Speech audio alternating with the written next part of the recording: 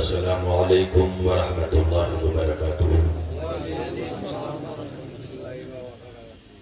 سورہ مبارکۃ الفاتحہ۔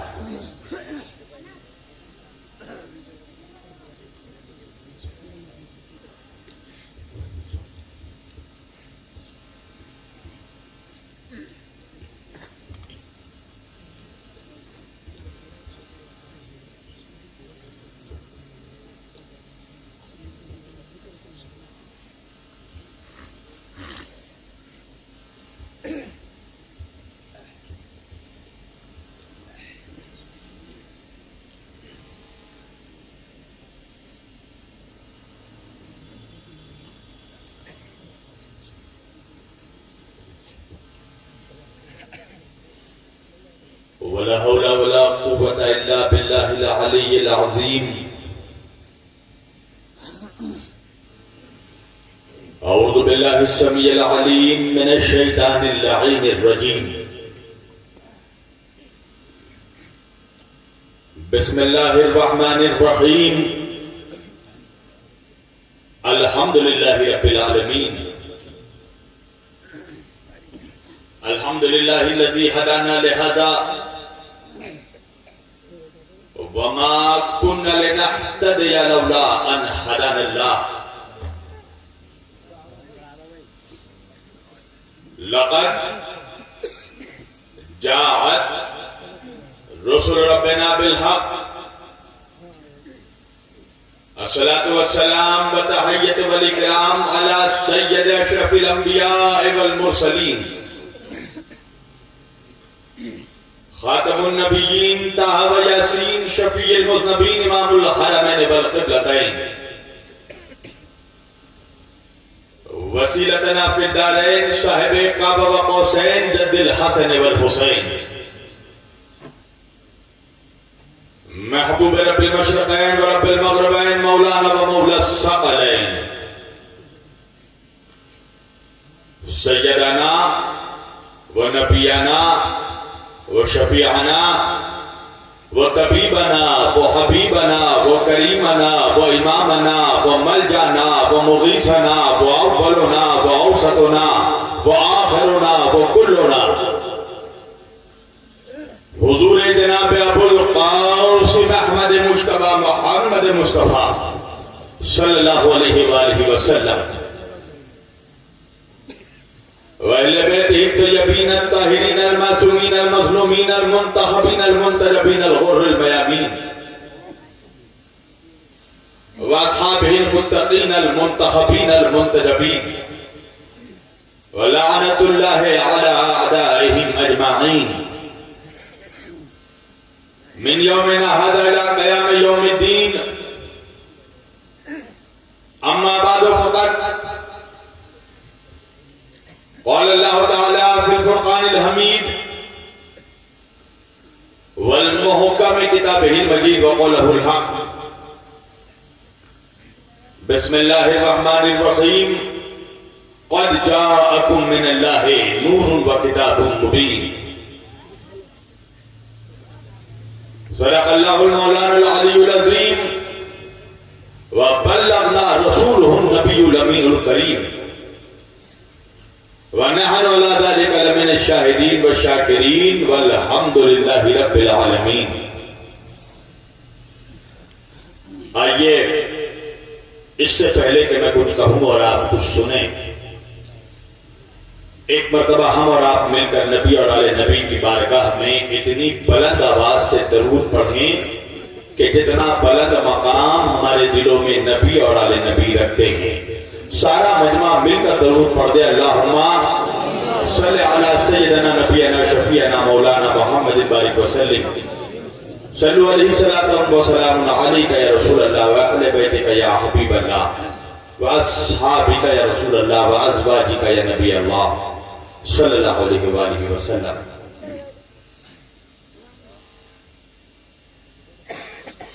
میں نے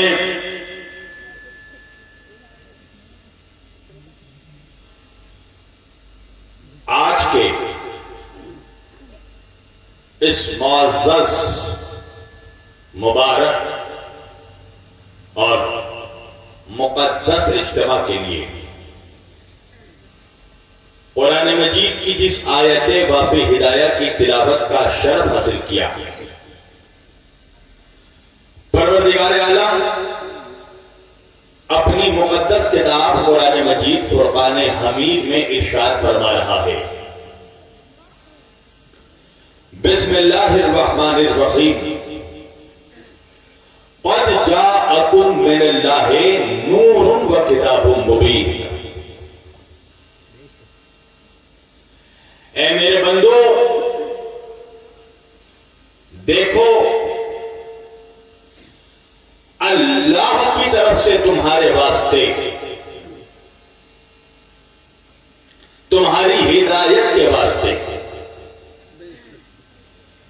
तुम्हारी रहनुमाई के वास्ते, तुम्हें सीधा रास्ता दिखाने के वास्ते,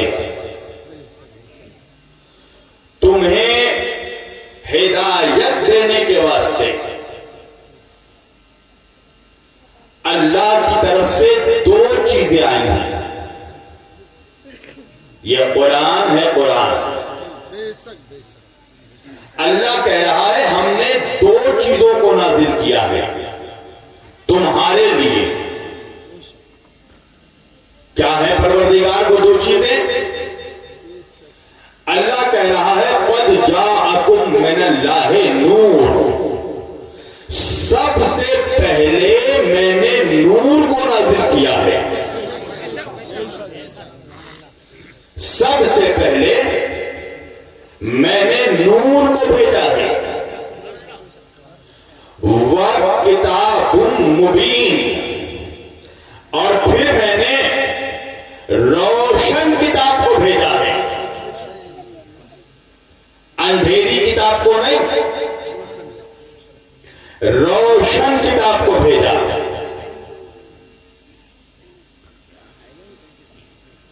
आज मिल्लत इस्लामिया में, मुसलमानों में एक सेक्ट है, एक ग्रोह है, एक तबका है जो मुसलमान नौजवानों के जहनों में एक बात डालने की कोशिश कर रहा है। और वो बात क्या है? कहा देखो हस्बुना किताब अल्लाह, बस अल्लाह की किताब काफी है। क्या मतलब? कहा ना नबियों की जरूरत, ना रसूलों की जरूरत, ना वलियों की जरूरत, ना इमामों की जरूरत, ना गौस की जरूरत, ना कुतुब की जरूरत, ना अब्दाल की जरूरत, ना पीर की जरूरत, ना मुर्शिद की जरूरत। फकत किताब पढ़ो, सिर्फ किताब काफी है। अच्छा, अब एक सवाल करूंगा मैं इस मजमे से। ये जो नारा लगाया जा रहा है, ये जो स्लोगन दिया जा रहा है कि सिर्फ किताब काफी, तो अब ये मजमा मुसलमानों का है। मैं सवाल करना चाहता हूं, मुझे ये बताओ, मौलवी जो नारा लगा रहा है किताब काफी है, तो ये किताब है किसकी?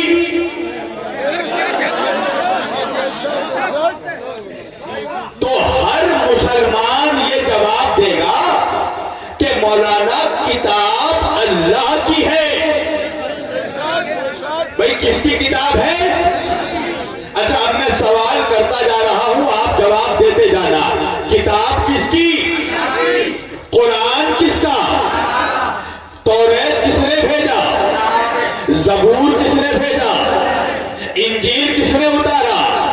कुरान किसने भेजा? नबियों को किसने भेजा? रसूलों को किसने भेजा? वलियों को किसने भेजा? इमामों को किसने भेजा? गौस को किसने भेजा? कुतुब को किसने भेजा? अब्दाल को किसने भेजा?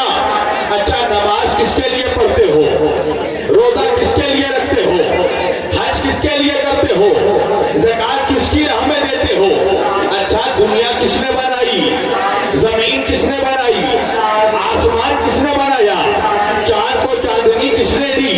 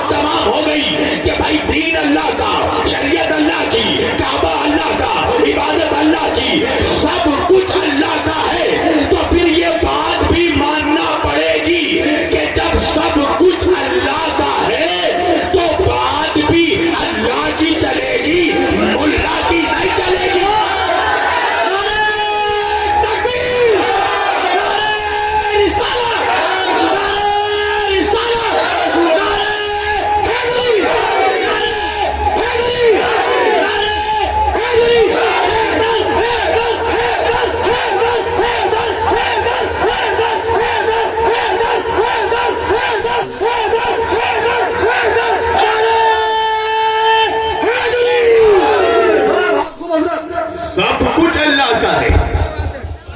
تو بھائی جب سب کچھ اللہ کا ہے تو بات بھی اللہ کی چلے گی نا, ملا کی تو نہیں چلے گی. میں نے عرض کیا پروردگار ملا کہہ رہا ہے کتاب کافی ہے, تو کیا کہتا ہے؟ اللہ کہہ رہا ہے میں نے تو کتاب میں ہی بتا دیا, کتاب سے پہلے نور کو بھیجا ہے. بھائی یہ بتی جل رہی ہے نا, یہ کیا ہے؟ یہ ہے نور, مجازی نور ہے. تم میرے سامنے کتاب لا کر دو, کوئی بھی کتاب ہو, میں آرام سے پڑھ لوں گا. میں تمہیں دوں, تم آرام سے پڑھ لو گے. کیوں؟ کہ مولانا نور جو روشن ہے, توجہ, نور روشن ہے, نور سامنے ہے, تو کتاب آرام سے پڑھی جا سکتی ہے. پر اگر اس بتیوں کو بجھا دو, علاقہ اندھیرا کر دو, اور کوئی بھی کتاب لا کر میں تمہیں دوں, پڑھ پاؤ گے؟ کہا نہیں پڑھ پاؤ گے. ارے اب تک نہیں سمجھا, بغیر نور کے جب بندوں کی کتاب نہیں پڑھ سکتا تو اللہ کی کتاب کیا پڑھے گا؟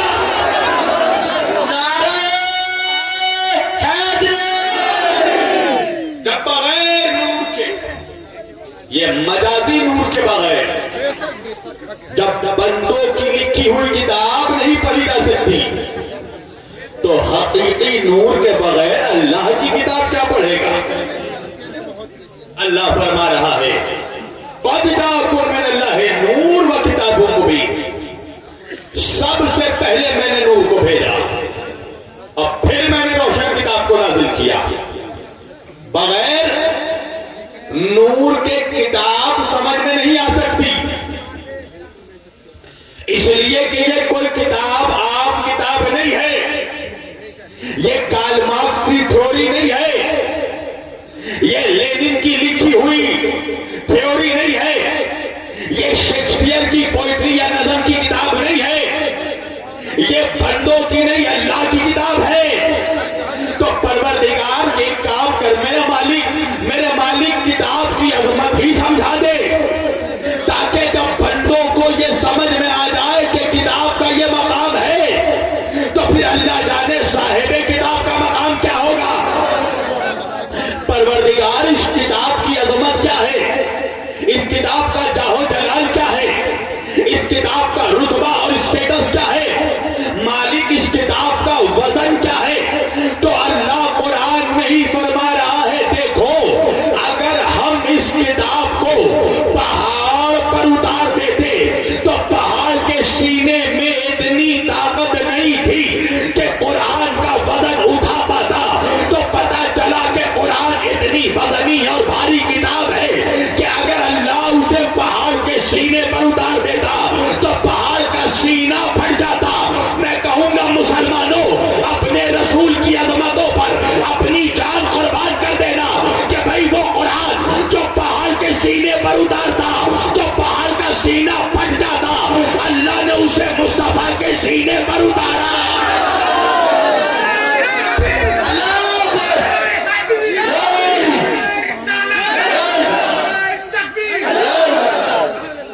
اللہ نے اسے میرے نبی کے سینے پر اتارا. ہر منٹ میں پانی لگے گا, پانی پیوں گا نہیں تو پلاؤں گا کیسے؟ پوری توجہ. کہا میں نے پہلے نور کو بھیجا ہے تو وہ قرآن جو پہاڑ کے سینے پر اترتا تو پہاڑ کا سینہ پھاڑ ڈالتا. اللہ نے اس قرآن کو سینہ مصطفیٰ پر اٹھایا. پوری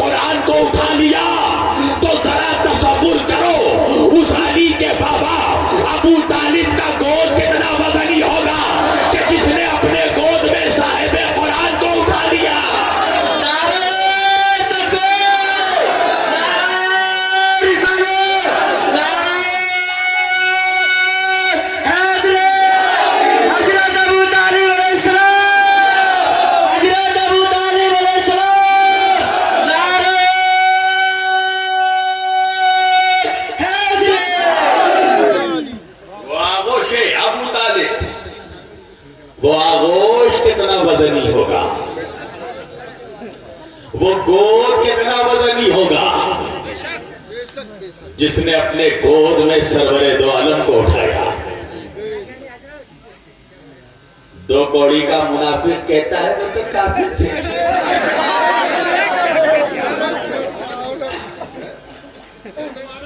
تو بڑا مسلمان ہے بے؟ وہ جو اپنے گود میں رسول اللہ کو اٹھائے، نعوذ باللہ وہ کافر۔ موسیٰ علیہ السلام، میں نے ایک بیان میرا ہے، اس پہ کسی منافق نے کمنٹ لکھا، حضرت ابو طالب کے فضائل پہ میری تصویر تھی، اس پہ کمنٹ لکھا کہ کیا کمال ہے اگر حضرت ابو طالب کے گھر میں رسول پلے۔ موسیٰ علیہ السلام بھی تو فرعون کے محل میں پلے۔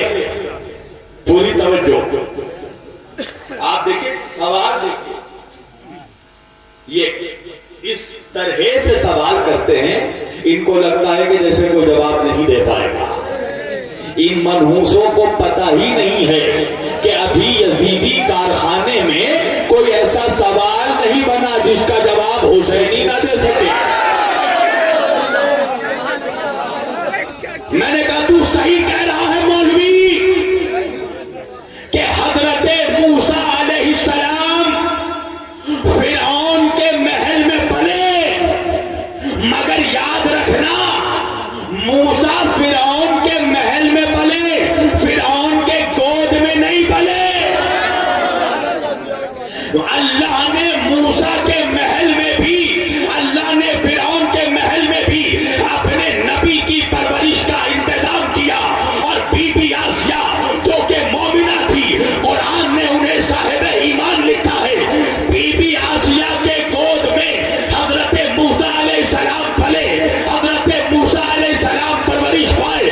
یہاں تک تاریخ کے جملے ہیں کہ فرعون نے ایک مرتبہ چاہا کہ موسیٰ علیہ السلام کو اپنے گود میں لے، جیسے ہی فرعون نے موسیٰ علیہ السلام کو اپنے گود میں لینا چاہا، تاریخ نے لکھا کہ موسیٰ نے بچپنے میں ہی فرعون کے چہرے پر ایسا تماچا مارا کہ فرعون کا چہرہ گھوم گیا۔ میں نے کہا عجیب مولوی ہے، ارے موسیٰ جیسا نبی ایک لمحے کو کافر کے گود میں نہیں آ سکتا، تو وہ نبی کہ جس کے صدقے میں موسیٰ کو نبوت ملی، وہ مصطفیٰ 40 سال تک جس گود میں پلے، وہ کافر کیسے ہو سکتا؟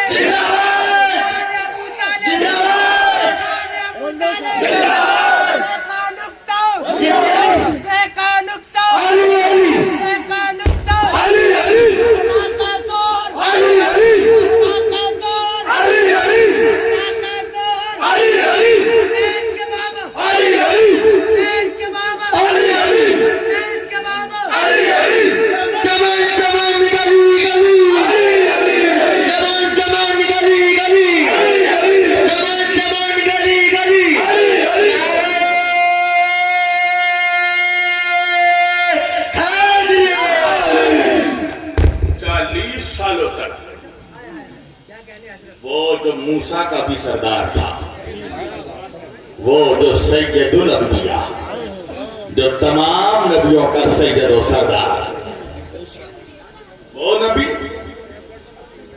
کافر کے گود میں پلے۔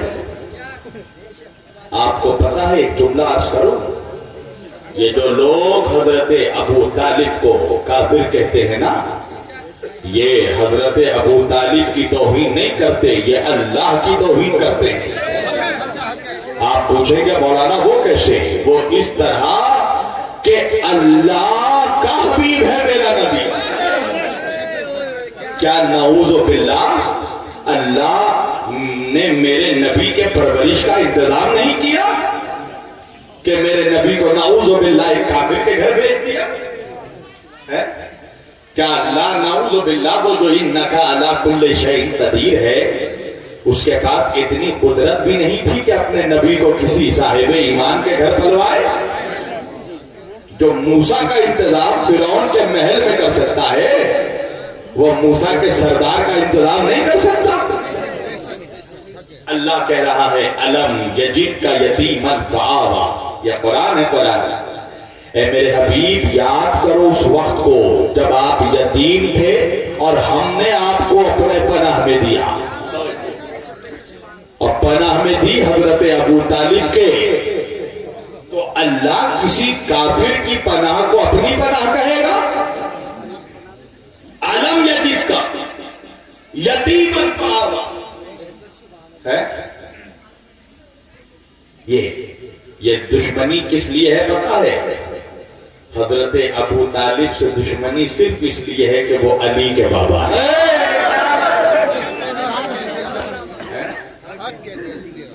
کسی اور کے باپ پہ کبھی تحقیق نہیں ہوتی؟ کسی اور کے باپ کے بارے میں نہیں پوچھا جاتا؟ یہ صرف علی کے بابا کے پیچھے کیوں پڑے ہو؟ دشمنی کچھ اور ہے۔ توجہ، میرے شہر میں ایک شادی تھی، ایک نکاح تھا مفتی صاحب کے بیٹے کا۔ مفتی صاحب نے مجھ سے کہا کہ مولانا شبیر صاحب میری خواہش یہ ہے کہ میرے بیٹے کا نکاح آپ پڑھیں۔ میں نے کہا قبلہ دیکھیے میں خانہ بدوش آدمی ہوں،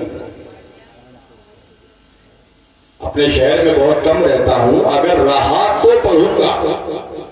اب تاریخ آ گئی، کتنی تاریخ ہے آج بھائی؟ 2 مارچ ہے نا؟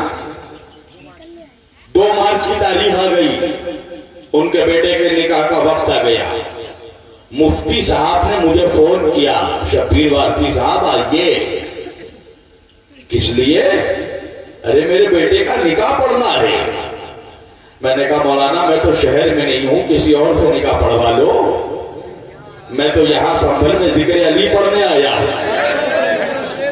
نکاح پڑھنے والے تو بہت ہیں، علی علی کرنے والے کم ہیں، اس لیے کہ یہ تو تاریخ ہے نا، یزیدی زیادہ ہے حسینی کم ہے، تو کسی اور سے پڑھوا لیجیے۔ اب مفتی صاحب کہنے لگے اب اتنی جلدی میں قاضی کہاں سے تلاش کروں؟ میں نے کہا پریشان نہ ہو، قاضی کا انتظام میں ہی کر دوں گا، آپ شادی ہال کے باہر کھڑے رہیے، میں بھیجتا ہوں قاضی کو۔ اب مفتی صاحب کھڑے ہو گئے شادی ہال کے باہر، میری گاڑی پہنچی، مفتی صاحب نے سوچا کہ شاید قاضی آئے ہوں گے۔ جیسے ہی گاڑی کا دروازہ کھلا اندر سے نکلے سوامی اگنیویش۔ مفتی صاحب نے کہا کس لیے آئے ہو؟ کہا شبیر وارسی صاحب نے آپ کے بیٹے کا نکاح پڑھنے مجھے بھیجا ہے۔ اب مفتی صاحب کو غصہ آیا، مجھے فون کیا، شبیر صاحب یہ کیسا مذاق کر رہے ہیں آپ؟ میں نے کہا کیا ہو گیا؟ کہا میرے بیٹے کا نکاح پڑھنے کے لیے آپ نے ایک سوامی کو بھیجا، آپ نے ایک کافر کو بھیجا۔ میں نے کہا پڑھوا لے، مفتی سنت رسول ہے۔ کہا کیا مطلب؟ میں نے کہا تو 2 کوڑی کا مفتی، تیرے بیٹے کا نکاح کوئی کافر نہیں پڑھ سکتا، اور تو جس رسول کا کلمہ پڑھ کر مفتی بنا، اس رسول کا نکاح جس ابو طالب نے پڑھا وہ کافر کیسے ہو سکتا ہے؟ حضرت ابو طالب علیہ السلام، حضرت ابو طالب علیہ السلام، جمال جمال گلی گلی، جمال جمال گلی گلی، جمال جمال گلی گلی۔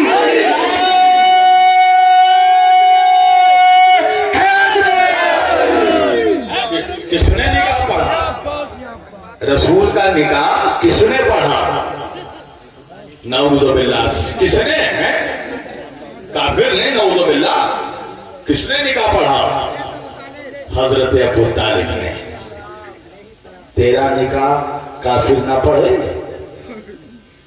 بھائی نعوذ باللہ، اگر کافر نے نکاح پڑھا حضور کا تو پھر تو یہ سنت بن گئی نا۔ ہر مولوی کو چاہیے کہ اپنا نکاح پنڈت سے پڑھوائے، سنت بن گئی نا۔ پھر کس نے پڑھا میرے آقا کا نکاح؟ شرم نہیں آتی جو تیرے نبی کا نکاح خان ہے اسے کافر کہتا ہے؟ جس نے سرور دو عالم کا نکاح پڑھا، جس نے نور مجسم کا نکاح پڑھا، کہنے لگا اس وقت نہ حضور کو نبوت نہیں ملی تھی۔ میں نے کہا تجھے مولویت مل گئی تھی؟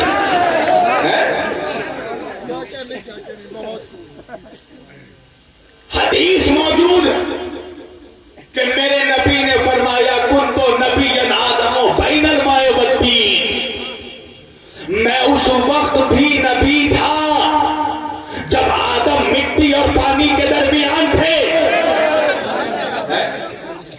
نبی تو اس وقت سے نبی ہیں جب تیرا باپ آدم نہیں پیدا ہوا تھا، جب ہمارے بابا آدم علیہ السلام نہیں پیدا ہوئے تھے، اس وقت بھی ہمارے آقا نبی تھے۔ تو پھر ماننا پڑے گا نا کہ ابو طالب نے اپنے بھتیجے کا نکاح نہیں پڑھا، اللہ کے رسول کا نکاح پڑھا۔ اور نکاح کا پہلا جملہ کیا ہے؟ الحمدللہ الذی، تمام تعریفیں ہیں اس اللہ کے لیے جس نے ہمیں نسل ابراہیم میں پیدا کیا اور ذریت اسماعیل میں پیدا کیا۔ یہ دنیا کا عجیب کافر ہے کہ کافر بھی ہے اور اللہ کی تعریف بھی کر رہا ہے۔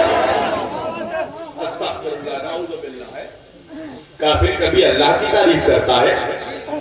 اچھا یہ بتاؤ یہاں تم سبوں کا نکاح ہو چکا ہے؟ نہیں نا؟ یہ تو میرے نوجوان سب مسکرا رہے ہیں۔ چلو میں دعا کرتا ہوں اللہ سے اگلے سال تک تم سبوں کا جو بالغ ہوگا سب کا نکاح ہوگا۔ اب تو بولو گے نا تم میرے بات، تمہارے مطلب کی دعا کی ہے میں نے، پوری توجہ۔ اچھا نکاح سب کا ہوا نہیں ہے مگر نکاح ہوتے دیکھا تو ہے۔ تم نے دیکھا ہوگا کہ نکاح جب ہوتا ہے تو نکاح کا ایک رواج ہے۔ رواج کیا ہے؟ جب قاضی صاحب نکاح پڑھنے آتے ہیں تو پہلے دولہے راجا کا صحرا اٹھاتے ہیں اور اٹھا کر نوشا میاں کو کہتے ہیں دولہے راجا میری جان ذرا کلمہ پڑھ کر سنا ہے۔ تو نوشا میاں دولہے راجا کلمہ پڑھتے ہیں لا الہ الا اللہ محمد رسول اللہ صلی اللہ علیہ وآلہ وسلم۔ میں نے پوچھا قاضی صاحب یہ دولہے میاں سے نکاح کیوں پڑھوا رہے ہو، کلمہ کیوں پڑھوا رہے ہو؟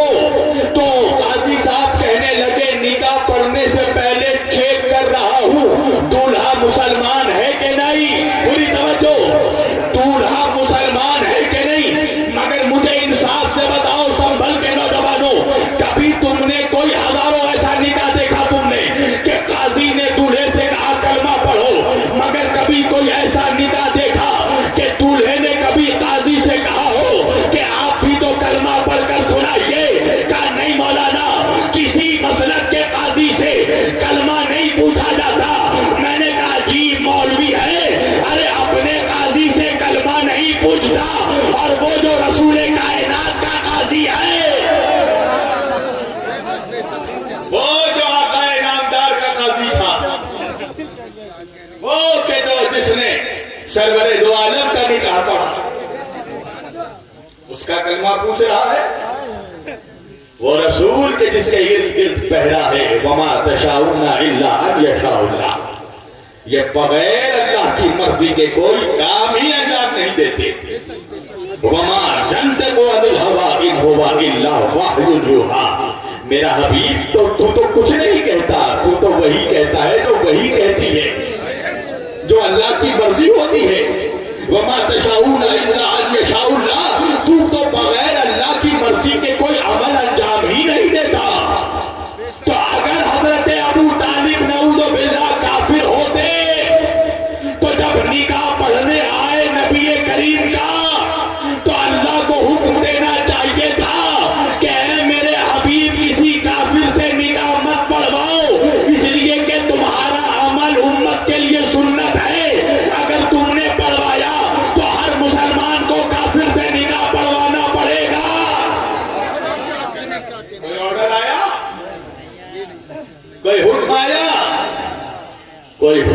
نہیں آیا. توجہ, وہ جو میرے رسول کا نکاح پڑھ رہا ہے. جاہل کہتا ہے اس وقت نبی نہیں بنے تھے. اچھا نہیں بنے تھے تو نبی بننے کے بعد نعوذ باللہ کا دوبارہ نکاح پڑھوایا؟ بتاؤ. 25 سال میں حضور کا نکاح ہوا نا, اور تمہارے مطابق 40 سال میں نبی بنے, تو پھر 40 سال کے بعد دوبارہ ریپیٹ کروانا چاہیے تھا کہ نہیں؟ آج اگر کوئی تعزیہ دیکھ لیتا ہے تو مولوی بولتا ہے کہ نہیں نکاح ٹوٹ گیا, دوبارہ نکاح پڑھو. تو اگر نعوذ باللہ استغفر اللہ حضرت ابو طالب کافر ہوتے تو اللہ کہتا نا حضور اے میرے حبیب دوبارہ نکاح پڑھواؤ. اور اللہ کا فضل و کرم دیکھو, کیا منافقوں کے چہرے پر اللہ نے تماچا مارا. تاریخ نے لکھا کہ میرے نبی نے 11 سے 12 نکاح کیا, مگر میں کیا کروں, یہ شان ابو طالب ہے کہ جو نکاح ابو طالب نے پڑھا نسل رسول اسی نکاح سے چلی.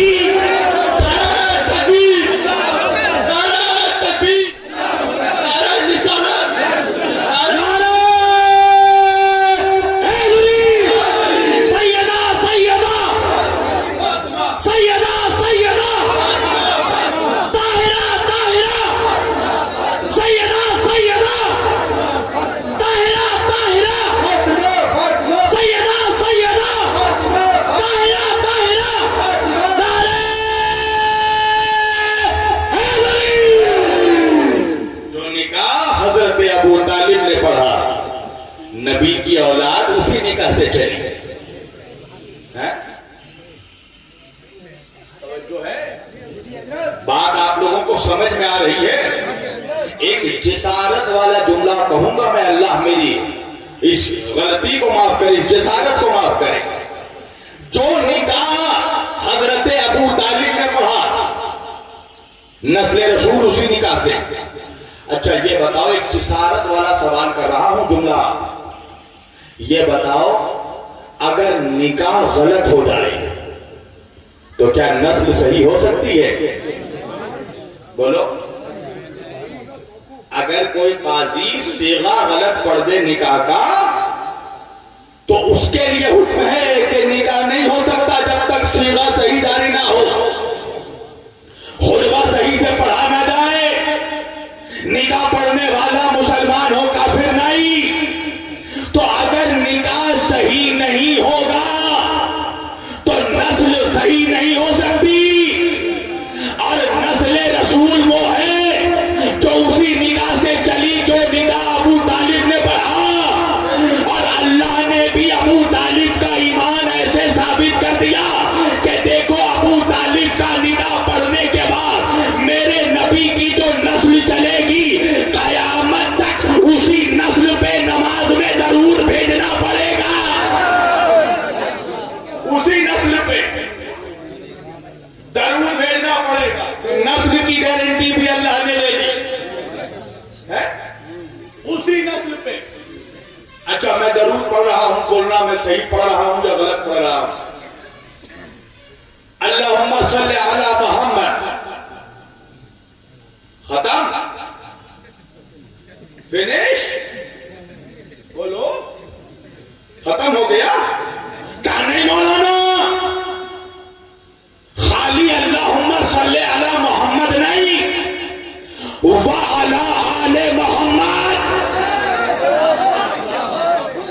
خالی نبی پر درود بھیجنے سے کام نہیں چلے گا, نماز میں اولاد نبی پر بھی درود پڑھنا پڑے گا. تو اب ایک جملہ مجھے کہنے دو, خالی 12 ربیع الاول میں جلوس نکالنے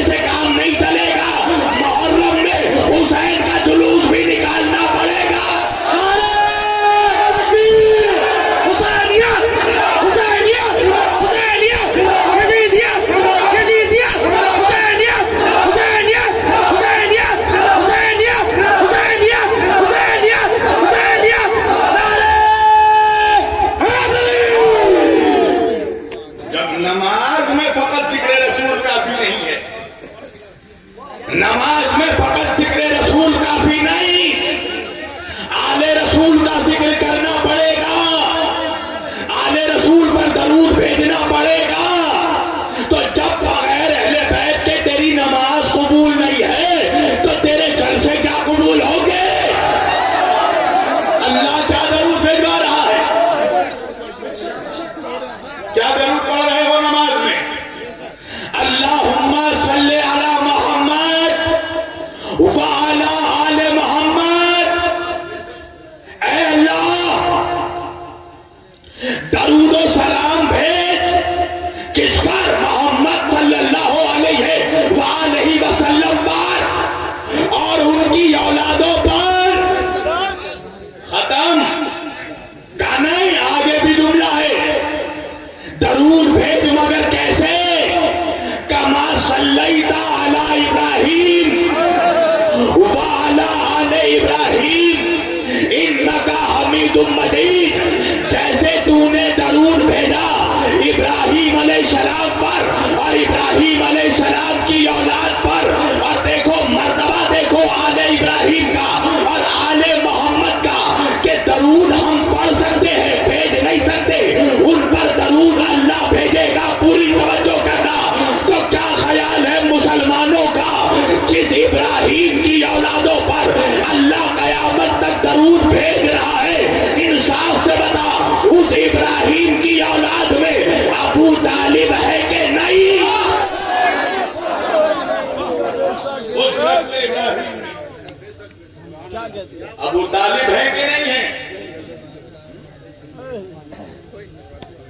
نعرہ تکبیر، نعرہ رسالت، نعرہ حیدری، نعرہ حیدری، نعرہ حیدری، حق وارث، حق وارث، حق وارث، حق وارث، حق معین، حق معین، دم مراز، دم مراز، دم مراز، دم مراز، حق وارث، حق وارث، نعرہ حیدری۔ جس ابراہیم کی اولاد پر اللہ درود بھیج رہا ہے اس میں ابو طالب ہے کہ نہیں ہے؟ کون ہے ابو طالب؟ اولاد ابراہیم۔ عبد المطلب کا ایک بیٹا ابو طالب ہے، ایک بیٹا عبداللہ ہے۔ عبداللہ کے بیٹے رسول اللہ ہیں اور ابو طالب کا بیٹا ولی اللہ ہے۔ یہ نسل ابو طالب ہے۔ اللہ قرآن میں فرما رہا ہے، یہ قرآن ہے، قرآن اللہ کہہ رہا ہے بسم اللہ الرحمن الرحیم ان اللہ اصطفى آدم ونوحا وآل ابراہیم وآل عمران علی العالمین۔ اللہ، یہ اللہ کا فرمان ہے، ملا کا بیان نہیں۔ اللہ کہہ رہا ہے ان اللہ اصطفى آدم، یہ قرآن ہے، قرآن۔ اللہ کہہ رہا ہے ان اللہ اصطفى آدم، ہم نے آدم کو چن لیا۔ ہم نے کس کو چنا؟ آدم کو چنا، آدم کی اولادوں کو نہیں چنا۔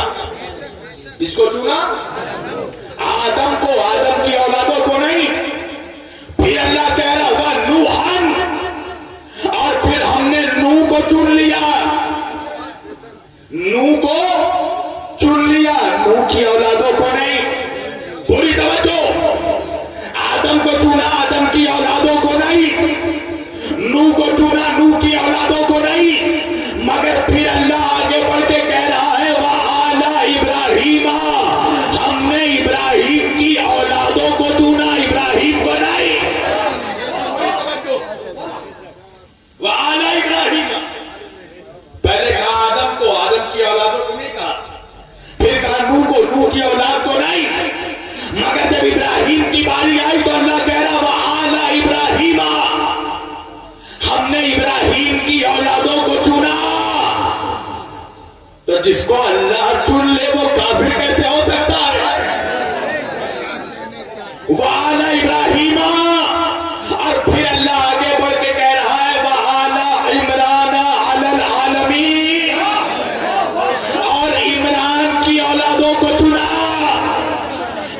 ابراہیم کی اولادوں کے بعد عمران کی اولادوں کو چنا علل عالمین، سارے جہان کے لیے، عالمین کے لیے، کائنات کے لیے.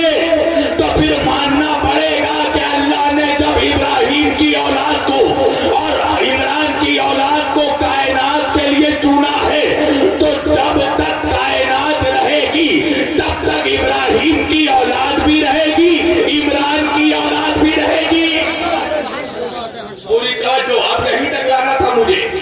اب میں بہت دھیرے دھیرے پڑھ رہا ہوں تاکہ بات تمہارے سمجھ میں آ جائے. وَعَلَى عِمْرَانَ عَلَى الْعَالَمِينَ، اور ہم نے آل عمران کو چنا. کون ہے عمران؟ جس کی آل کو اللہ نے چن لیا. بھائی آدم سمجھ میں آ گئے، نوح سمجھ میں آ گئے، اولاد ابراہیم سمجھ میں آ گئی. یہ اولاد عمران کون ہے؟ یہ وہی آل عمران ہے نا جس کی شان میں سورہ آل عمران اترا. پوری توجہ، قرآن میں سورہ ہے نا آل عمران. اور آل عمران کون ہے؟ علی العالمین، عالمین کے لیے، یعنی جب تک عالمین رہے گا عمران کی آل رہے گی. پوری توجہ.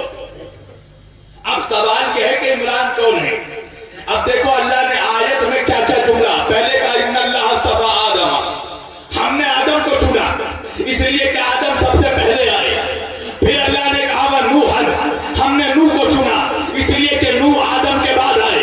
پھر اللہ نے کہا وعلی ابراہیم، ہم نے ابراہیم کی اولاد کو چنا اس لیے کہ ابراہیم کی اولاد نوح کے بعد آئی.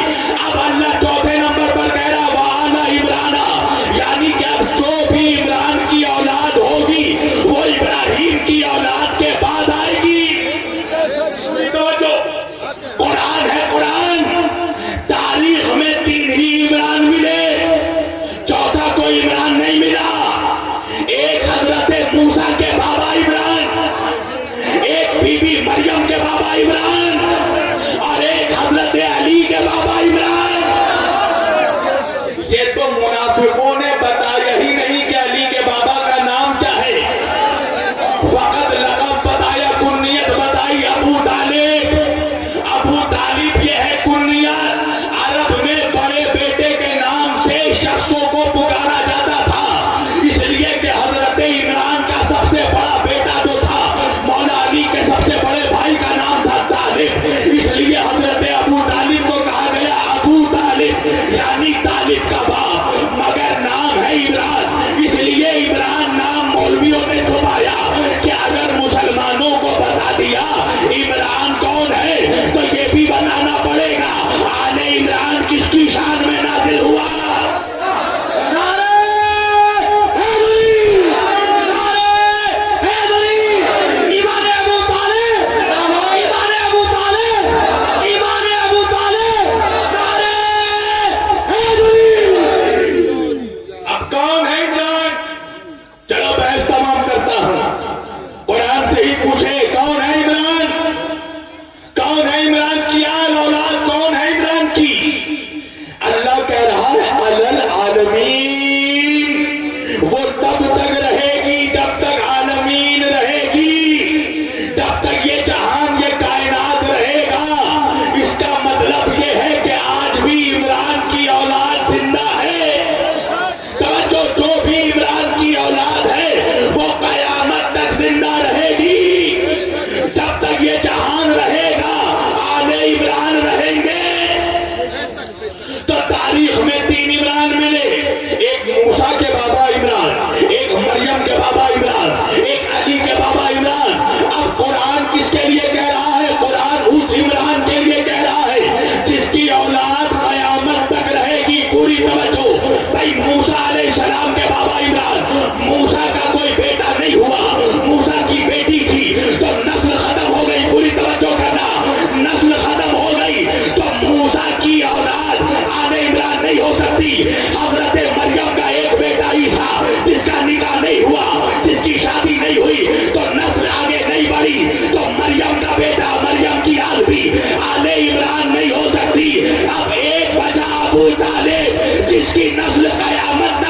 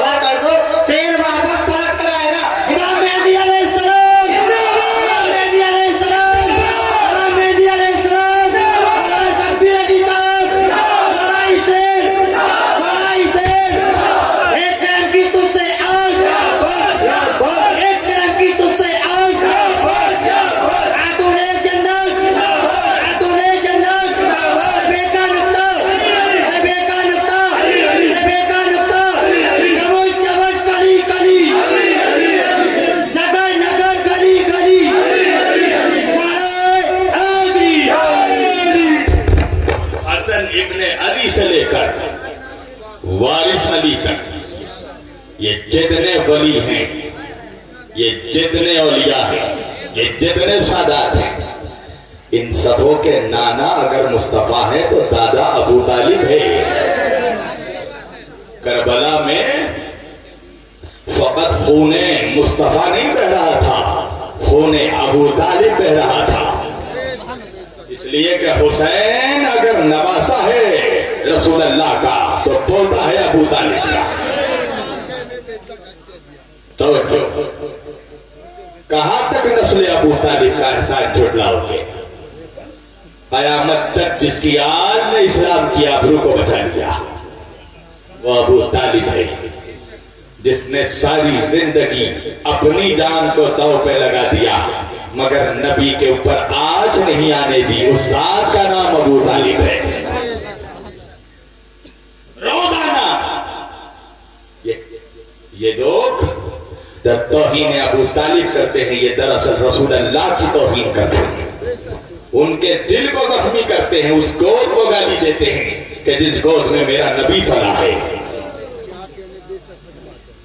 یہ روز رات کا معمول تھا کہ جب نبی سو جاتے تھے تو حضرت ابو طالب رات کے وقت آقا کو اٹھا کر علی کے بستر پر سلا دیتے تھے اور علی کو اٹھا کر نبی کے بستر پر سلا دیتے تھے۔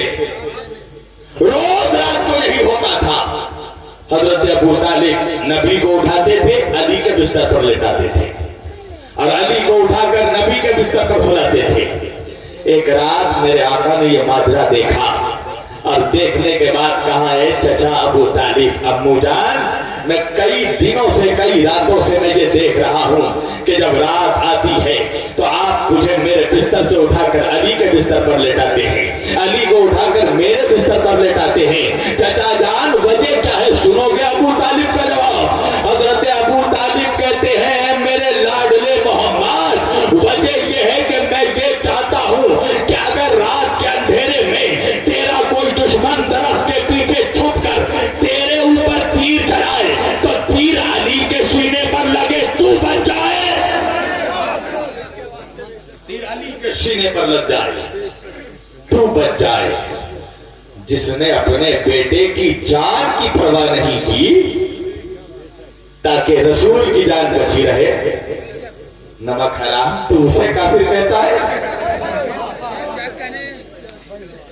یہ بتا کہ جب مکے والوں نے، مکے کے کافروں نے میرے رسول کا بائیکاٹ کیا تھا، 3 سالوں تک میرے رسول کا جب مکے والوں نے بائیکاٹ کیا، میرے نبی کا 3 سالوں تک جب بائیکاٹ کیا تو میرے نبی کہاں پر رہے؟ 3 سالوں تک کہاں رہے میرے آقا؟ وہی شیب ابی طالب میں، حضرت ابو طالب کی وادی میں، اور نبی کے ساتھ خود حضرت ابو طالب موجود تھے۔ بھائی کافروں کا بائیکاٹ تھا نا، یہ مسلمانوں کا بائیکاٹ تھا نا، تو اگر مسلمانوں کا بائیکاٹ تھا اور نعوذ باللہ حضرت ابو طالب کافر تھے تو حضرت ابو طالب نے کیوں بائیکاٹ برداشت کیا؟ نبی کو اکیلا چھوڑ دیتے؟ یہ جو اسلام میں یہ جو روشنی نظر آ رہی ہے نا، یہ ابو طالب کی اولادوں کا صدقہ ہے۔ اپنی جان کی پرواہ نہیں کی، اپنی اولادوں کی پرواہ نہیں کی۔ تبھی تو شب ہجرت جب نبی نے کہا علی میرے بستر پر سو جاؤ تو علی نے صرف ایک بار نبی سے پوچھی، آقا کیا میرے سو جانے سے آپ کی جان بچ جائے گی؟ پوری توجہ، کہا ہاں علی۔ تو یہ جو نبی کے بستر میں سونے کی عادت تھی، یہ عادت کس نے دی تھی؟ یہ عادت دینے والا ابو طالب تھا۔ اللہ اکبر۔ جب نبی کے بچپنے کا عالم ہے، اے بیٹا کیا کر رہے ہو تم لوگ؟ یہاں میری طرف دیکھو، کیا دیکھ رہے ہو موبائل میں؟ دیکھ رہے ہو کوئی مولوی گالی دے رہا مجھے؟ تو دینے دو، یہ مولوی جو ابو طالب کو کافر کہہ سکتا ہے، اگر مجھے کہے تو کیا پرواہ؟ توجہ، حسین کا قاتل کون تھا؟ کربلا میں نسل رسول کو کس نے ستایا؟ لہذا جو حسین کو نہ چھوڑے وہ مجھے چھوڑے گا؟ تو اس سے پریشان ہونے کی کوئی بات نہیں ہے۔ توجہ، منافق ہمیشہ اہل بیت کا دشمن رہا اور رہے گا۔ یہ جو بولا جب شبیر ورسی شیعہ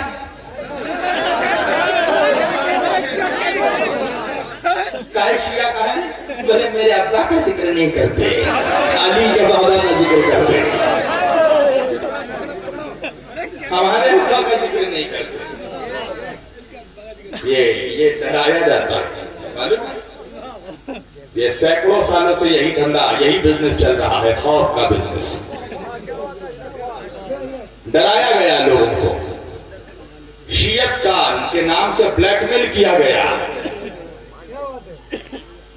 کہ علی کا ذکر کرو گے شیعہ ہو جاؤ گے، جو ذکر علی کرے، جو امام حسین کا ذکر کرے فوراً ٹھپا لگا دو، یہ شیعہ ہو گیا۔ کیوں؟ کہ اس لیے کہ ڈر جائے گا وہ، بھائی شیعت کا الزام لگ رہا ہے بھائی تو سنی تو مجھ سے رشتہ ختم کر دیں گے، اور سب سے زیادہ خطرہ ہوتا ہے شادی میں، بیٹی کون دے گا؟ سوشل بائیکاٹ، طرح طرح سے ٹارچر کیا جاتا ہے تاکہ لوگ گھبرا کے ذکر علی چھوڑ دیں، لوگ گھبرا کے ذکر حسین چھوڑ دیں۔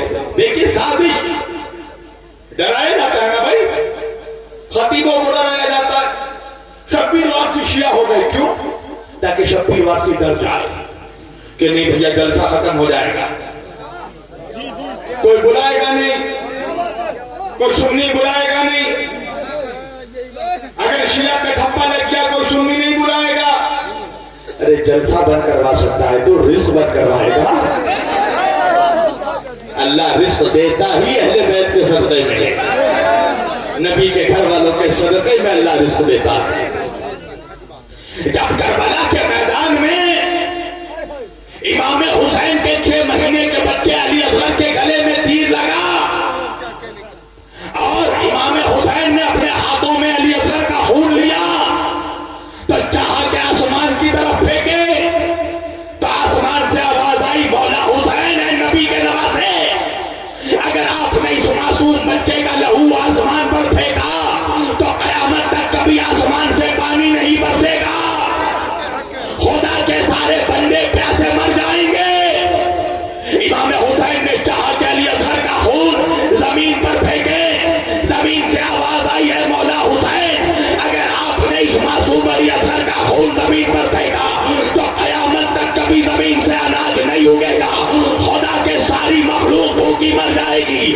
میرے حسین نے کہا انکار آسماں کو ہے، راضی زمین نہیں، اصغر تمہارے خون کا ٹھکانہ کہیں نہیں۔ حسین نے علی اصغر کا خون لیا، اپنے چہرے پر ملا، پوری توجہ کیجیے گا، ارے حسین اپنے چہرے پر علی اصغر کا خون نہیں مل رہے تھے، ساری دنیا کی انسانیت کو حسین بتا رہے تھے کہ کربلا سے لے کر قیامت تک اب انسان جو بھی کھائے گا اور جو بھی پیے گا وہ حسین کے بچے کا صدقہ ہوگا۔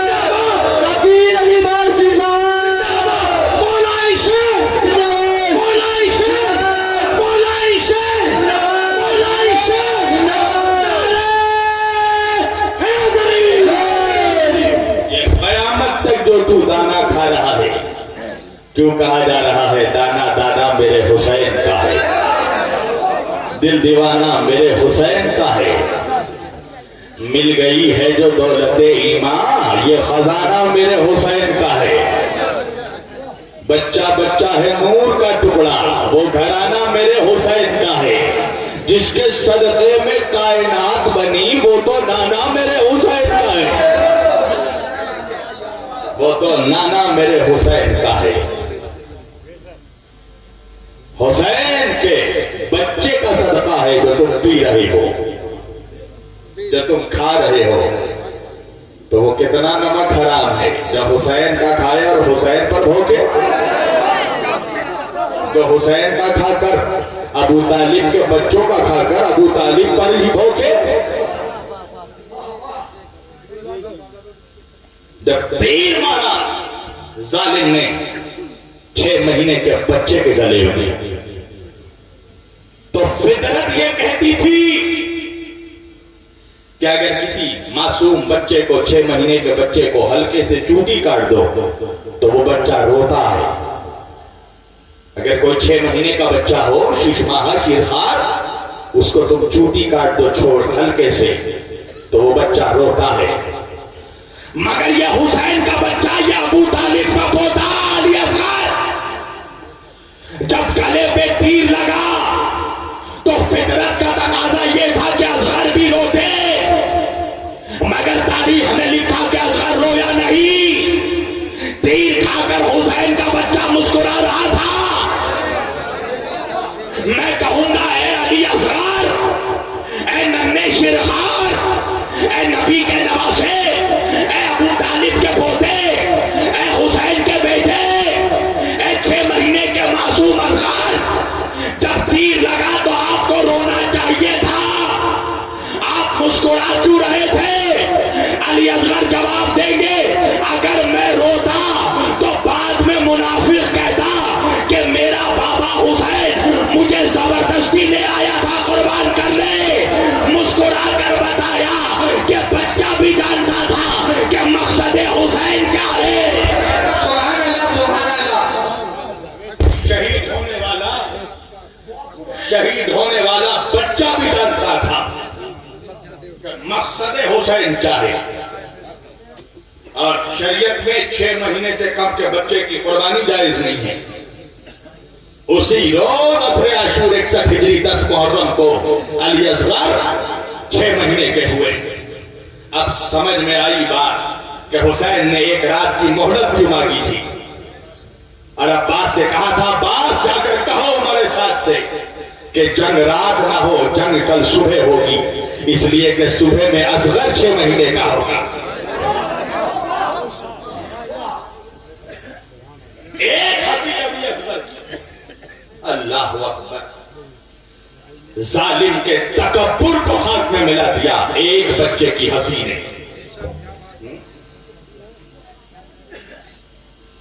اب بات سمجھ میں آئی کہ حسین نے عصر کے وقت عباس سے دلاور کو تلوار کیوں نہیں دی؟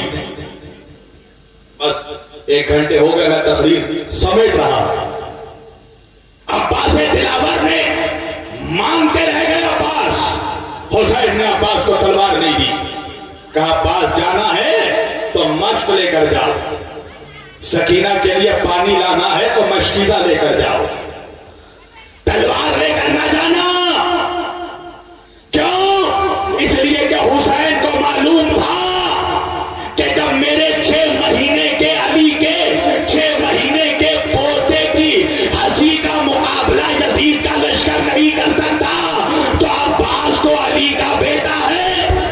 سبحان اللہ سبحان اللہ۔ نعرہ حیدری، نعرہ حیدری، نعرہ حیدری، لبیک یا حسین،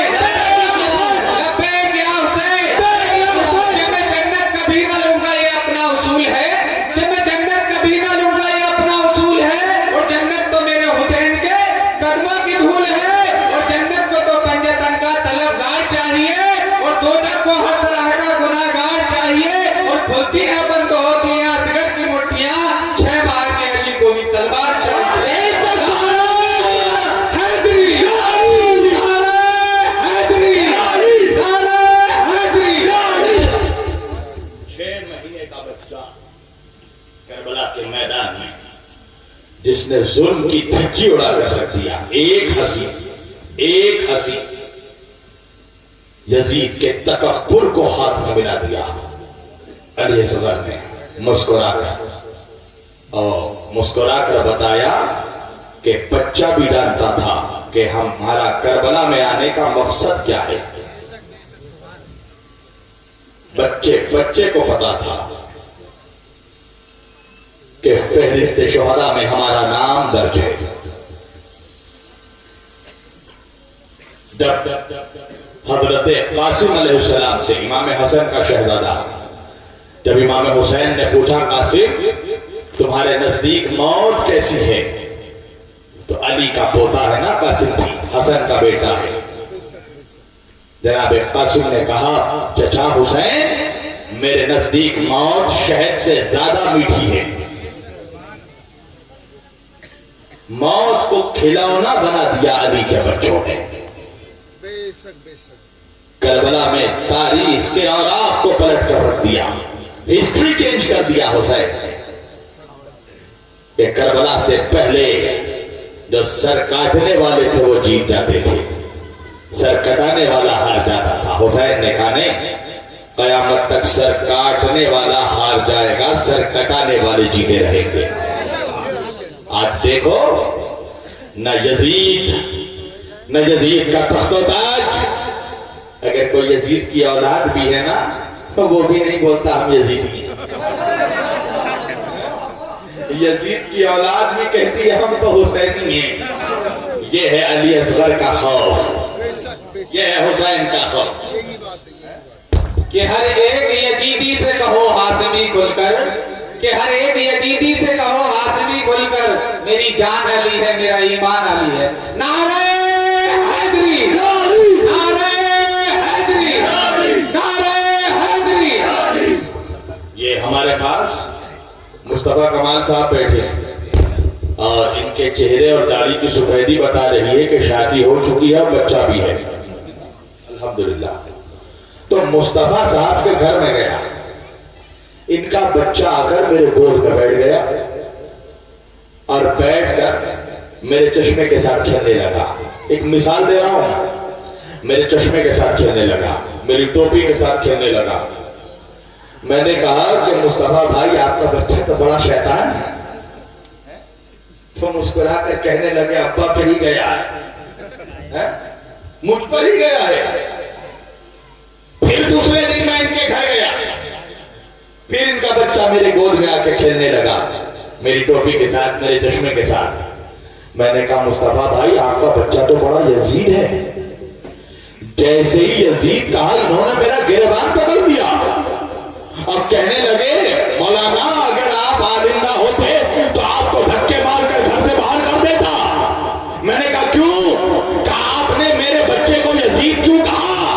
میں نے کہا بھیا کل شیطان کہا تھا تو مسکرا رہے تھے اور آج یزید کہہ دیا تو گھر سے نکال رہے ہو۔ کہا مولانا وجہ یہ ہے کہ شیطان بننا گوارا ہے، قاتل حسین بننا گوارا نہیں ہے۔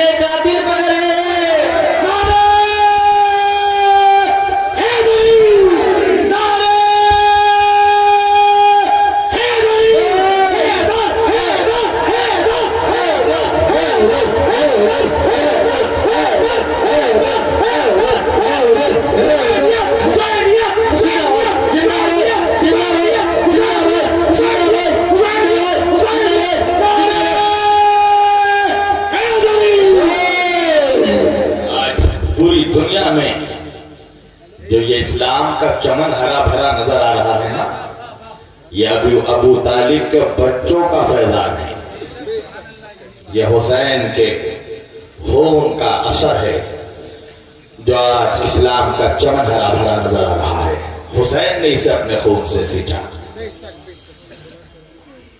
وہ مسلمان کتنا نمک حرام ہے جو نماز پڑھتا ہے مگر حسین کو بھول گیا، روزہ رکھتا ہے مگر حسین کو بھول گیا، حج کرتا ہے مگر حسین کو بھول گیا۔ اس لیے کہ بھائی یہ سب تو بچایا حسین نے نا، یہ سب تو ہمیں کربلا میں بچا کر دیا حسین نے۔ یہ بتاؤ اگر میں مدثر کو اس کے بعد پہننے کو عید میں کوئی کپڑا نہ ہو، میں اسے اپنا لباس دوں، اپنی شیروانی دوں، اپنا جوتا دوں، اپنا کرتا دوں، اپنی ابا قبا سب کچھ دوں، اپنی ٹوپی دوں، اور وہ میرا دیا ہوا کرتا پجامہ ابا قبا ٹوپی سب کچھ پہن کر نکلے، اور میں جب اس سے گلے ملنے جاؤں تو مجھے ہی کترا کر سائڈ سے نکل جائے، تو تم لوگ کہو گے نا کہ یہ کتنا احسان فراموش ہے۔ بھائی مولانا کی دیے ہوئے کپڑوں پر تو اترا رہا ہے، مگر جس نے کپڑا دیا اس کپڑے کو ہی بھول گیا، تو اللہ بھی کہے گا نا سجدوں پر اترا رہا ہے، روزوں پر اترا رہا ہے، نمازوں پر اترا رہا ہے، حج پر اترا رہا ہے، مگر جس نے تجھے نماز بچا کر دیا اس حسین کو بھول گیا، اس حسین کو بھول گیا۔ آج جو یہ میری ماں بہنیں بیٹھی ہیں اتنی رات کو، ان کے سروں پر جو یہ پردہ ہے، یہ چادر ہے، یہ چادر کس نے بچایا؟ حسین کی بہن نے اپنی چادر لٹا دی تاکہ ان کے سروں پر چادر برقرار رہے۔ یہ کس نے سکھایا تمہیں پردہ کرنا؟ میری مسلمان ماں بہنوں اور تو یاد رکھنا، یہ تمہیں پردہ کرنا، یہ تمہارے سروں پر جو حجاب ہے، یہ صدقہ ہے فاطمہ الزہرا کا، یہ صدقہ ہے ابو طالب کی بہو کا، یہ صدقہ ہے رسول کی بیٹی کا، علی کی زوجہ کا، سیدوں کی ماں کا صدقہ ہے۔ تمہیں چادر پہننا سکھایا، حجاب پہننا سکھایا فاطمہ نے، اور تمہارے چادروں کو بچایا ہے فاطمہ کی بیٹی زینب کبریٰ نے۔ کہاں تک جھٹلاؤ گے اس در کے احسانوں کو، اس گھر کے احسانوں کو؟ علامہ اقبال کہتے ہیں اسلام کے دامن میں بس اس کے سوا کیا ہے، ایک ضرب ید اللہ، ایک سجدہ کبیر۔ علامہ اقبال کہتے ہیں اسلام کے دامن میں کچھ نہیں بچا، دو ہی چیزوں کا نام تو اسلام ہے، ایک علی کی تلوار کا نام اسلام ہے، ایک حسین کے سجدے کا نام اسلام ہے۔ کیا مطلب؟ باپ نے سر کاٹ کر اسلام کو بچایا اور بیٹے نے سر کٹا کر اسلام کو بچایا۔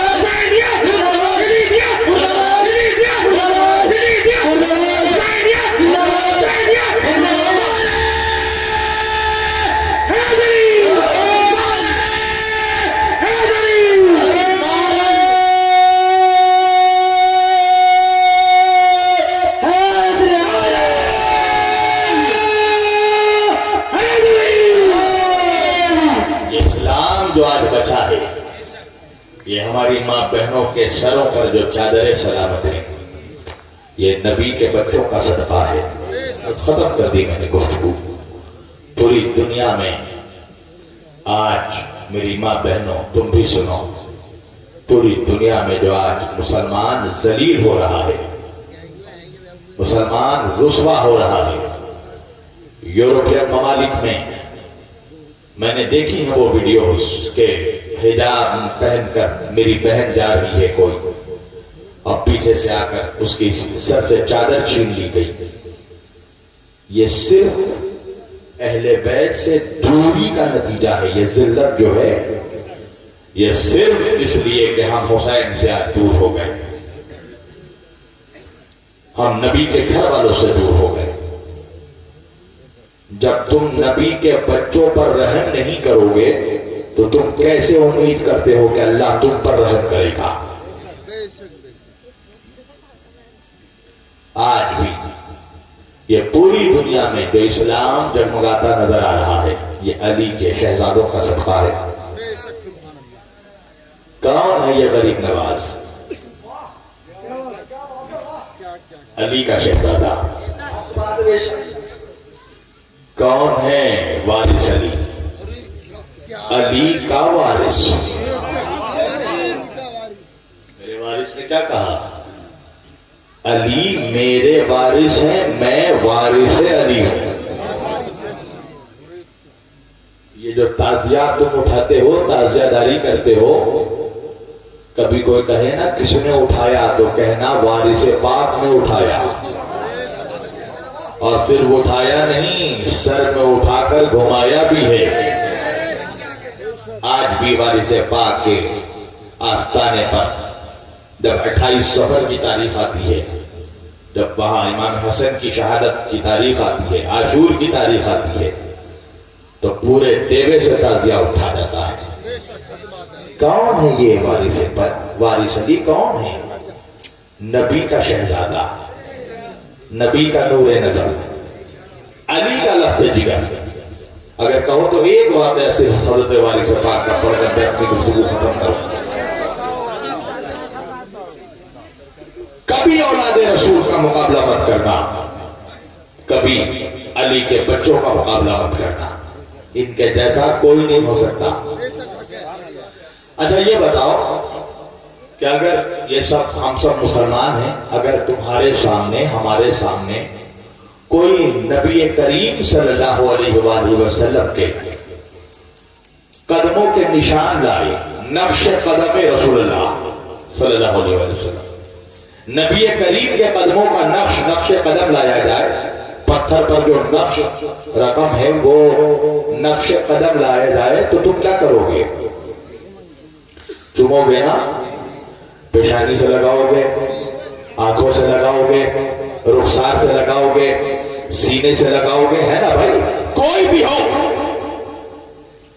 مفتی ہو تو بھی چومے گا، مولوی ہو تو بھی چومے گا، حافظ ہو تو بھی چومے گا، قاری ہو تو بھی چومے گا. اگر کسی بھی مسلمان کے سامنے نقش قدم رسول لایا جائے تو وہ آنکھوں سے لگائے گا، بوسا لے گا، چومے گا.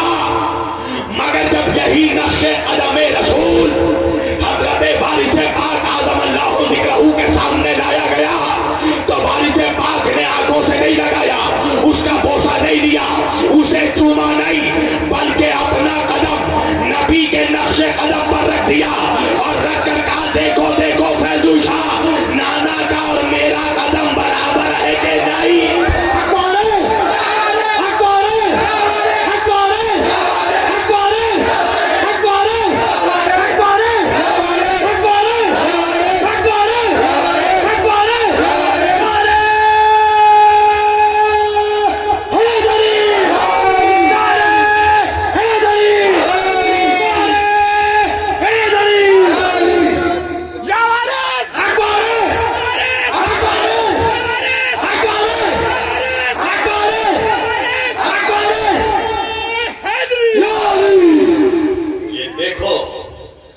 میرے اور میرے نانا کا نقش قدم ایک جیسا ہے کہ اللہ اکبر. تو جب ان کا قدم ایک جیسا ہے تو کرم بھی تو ایک جیسا ہوگا، دھرم بھی تو ایک جیسا ہوگا. تو آ کر مانگو تو صحیح اولادوں کے دربار میں. آپ کو معلوم ہے اولاد میں اور غلام میں فرق کیا ہوتا ہے؟ فرق پتا ہے؟ کوئی اگر کسی کا غلام ہے،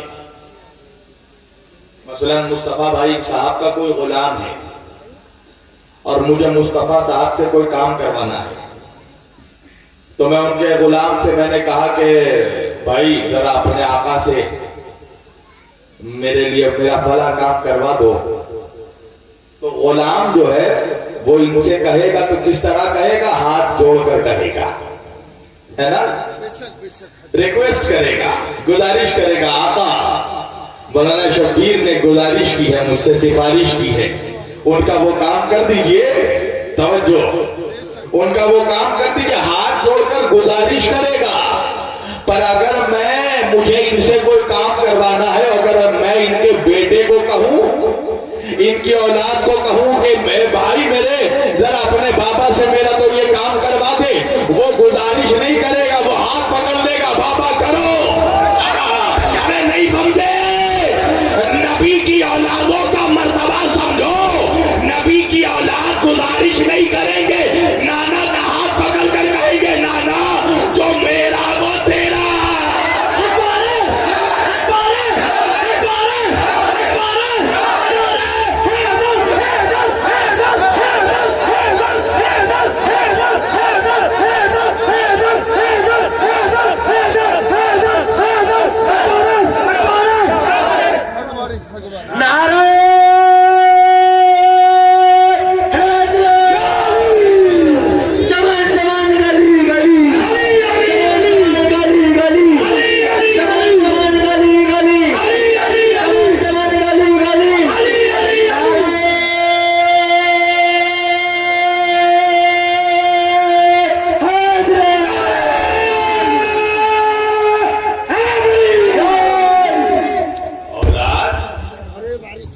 گزارش نہیں کرے گی. میں جب چھوٹا تھا نا, میرے نانا علامہ اقبال اعظمی صاحب, میں ان سے مانگتا نہیں تھا, چھین کے لے لیتا تھا 2 روپیہ ان کے ہاتھ سے, اس لیے کہ وہ نانا ہے, میں نواسا ہوں, ان کے جگر کا ٹکڑا ہوں. تو اگر نبی کو راضی کرنا ہے تو اولادوں کو راضی کر لے. محشر میں جو ان کا ہوگا, جو نواسوں کا ہوگا, وہی نانا کا ہوگا. تو کیا سمجھ رہا ہے کہ سجدہ بچائے گا؟ تو کیا سمجھ رہا ہے کہ سجدہ بچائے گا؟ ارے نانا بچائیں گے یا نواسا بچائے گا؟ نانا بچائیں گے یا نواسا بچائے گا. ہم نے نواسوں کا دامن ہی اس لیے تھاما کہ وہ ہمیں نانا تک پہنچا دے. توجہ, میں نے اپنی گفتگو سمیٹ دی. مسلمانوں, ایک میسج دے کر جا رہا ہوں. نبی کے گھر والوں سے اگر تم منہ موڑو گے نا, اگر نبی کے گھر والوں سے, دیکھو بیٹا, سمجھدار ڈاکٹر وہی ہے جو مریض کو اتنا ہی ڈوز دے جتنا ہضم کر پائے. ابھی یہاں پر فرسٹ کلاس ہے, ابھی تھوڑا دھیرے دھیرے مرحلہ طے کرو. اگر آج ہی میں نے انکم ٹیکس پڑھا دیا تو پھر ہو گیا فاتحہ. پوری توجہ, یاد رکھنا مسلمانوں, اگر تم نبی کے گھر والوں سے منہ موڑو گے تو شبیر وارسی کا کچھ نہیں بگڑے گا. تم اپنی دنیا بھی بگاڑو گے, آخرت بھی بگاڑو گے. اس لیے کہ دنیا میں بھی وہی شہنشاہ ہے, آخرت میں بھی وہی انہی کی بادشاہت ہوگی.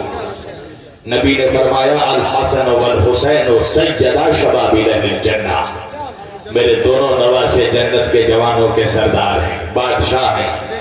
تبھی تو خواجہ نے کہا بادشاہ است حسین, حسین بادشاہ ہیں, حسین سردار ہیں. تو نبی کے گھر والوں سے منہ موڑ کر میرا کچھ نہیں بگڑے گا. اور یہ سب فتوے اتنے میں مت ہونا, فتوا لگ جائے گا. ان سارے فتوا کو لقوہ لگ چکا ہے. تم بتاؤ کسی محفل میں, ہر سال کسی محفل میں ذکر نہیں چھڑو, اور چہرہ ہر ایک انسان کی نسلوں کا پتہ دے گا. ماشاء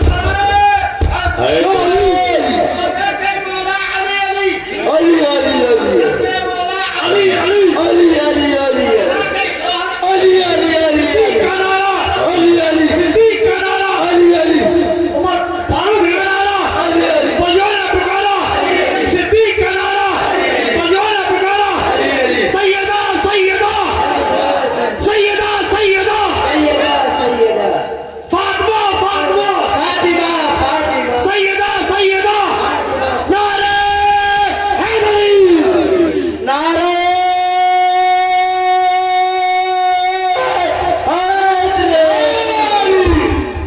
دیکھو تم ہر سال فتوے لگتے ہیں، تعزیہ حرام، حسین کا علم دیکھنا حرام، نکاح ٹوٹ جاتا ہے، کھچڑا حرام، ملیدہ حرام، شربت حرام، سب حرام، بس یہی ایک حلالی بچا، سب حرام، فاتحہ حرام، نظر حرام، قبلہ حرام کو۔ اچھا ابھی تو کنڈا آنے والا ہے، اور کنڈوں میں دیکھنا گونڈوں کا چلن دیکھنا، گونڈوں کو کنڈوں کی نظر پسند نہیں آتی۔ اب تو یہ بھی 22 رجب کا کنڈا حرام کہا ہے بھائی، کہا ہے حرام؟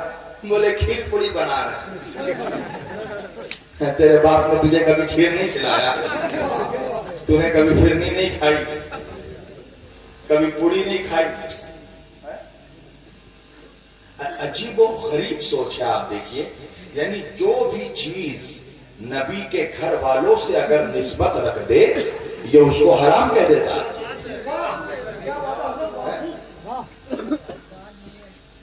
سب کچھ حرام، نظر حرام، فاتحہ حرام۔ آپ بتائیے ہر سال یہ اعلان ہوتا ہے، پوسٹرنگ ہوتی ہے، سب کچھ ہوتا ہے، مگر تعزیہ کم ہوا؟ حسین کا جلوس کم ہوا؟ علم کم ہوا؟ اعلان کیا گیا تھا نا اجمیر مت جاؤ، قسم خدا کی ایسے کووڈ کے زمانے میں اگر اجمیر جاتے تو دیکھتے مجمع کیسا تھا، روک پائے؟ اتنا کچھ کرنے کے بعد بھی تمہیں سمجھ میں نہیں آتا کہ تمہاری کوئی حیثیت نہیں ہے، طاقت حسین کی ہے۔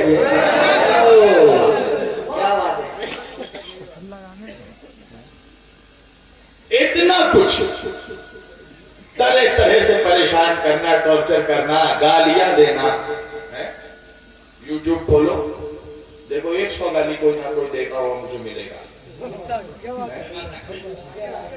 میں پریشان نہیں ہوتا، پتہ ہے کیوں؟ اس لیے کہ مولا علی کو بھی گالیاں دی گئی تھی۔ جو منافق علی کو گالی دے سکتا ہے وہ علی کے ذاکر کو دے تو کیا حیرت کی بات ہے۔ یہ لوگ سوچتے ہیں نا کہ ایسے مینٹل ٹارچر کر کے، پریشان کر کے، پریشر کریٹ کر کے ذکر علی کو روک دیں گے۔ تجھے پتا نہیں ہے، تو بھی مر گیا، تیرا باپ بھی مر گیا، تیرا دادا بھی مر گیا، بنی امیہ ختم ہو گیا، یزید مر گیا، ہرملہ مر گیا، شمر مر گیا، ابن زیاد مر گیا، خونی مر گیا، یزید مر گیا، تخت و تاج ختم ہو گیا، شام کا دربار ختم ہو گیا، حسین کل بھی زندہ تھا، حسین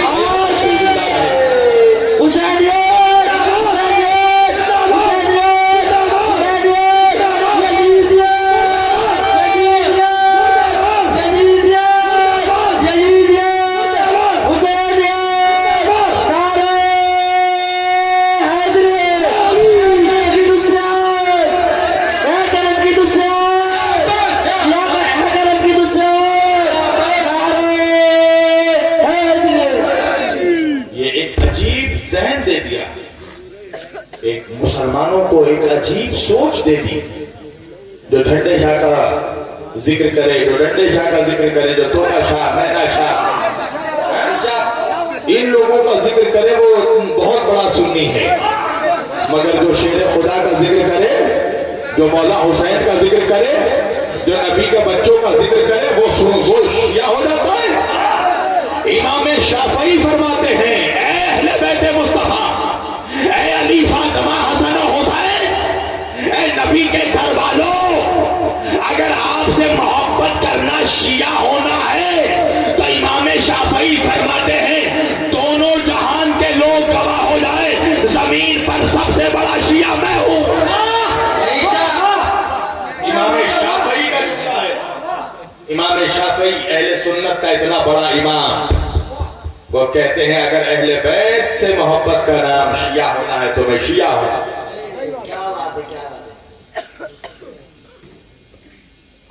سید کھچوچا نے بھی یہ جملہ کہا کہ اگر اہل بیت سے محبت کا نام، علی سے محبت کا نام شیعت ہے تو میں ہزاروں مرتبہ شیعہ ہوں، اور اگر اہل بیت اور علی کی دشمنی کا نام سنیت ہے، تو ایسی سنیت سے توبہ، 1000 بار توبہ۔ اس لیے کہ سنیت اہل بیت کی دشمنی کا نام نہیں ہے، سنیت علی کی نمک حرامی کا نام نہیں ہے، سنیت تو علی کے غلامی کا نام ہے، سنیت تو حسین کے در کی نوکری کا نام ہے، سنیت تو اہل بیت کی محبت کا نام ہے۔ مجھے دکھاؤ ایک ولی، ایک صوفی کہ جس کے دل میں اہل بیت کی محبت نہیں تھی۔ کوئی سنی سنی بن ہی نہیں سکتا۔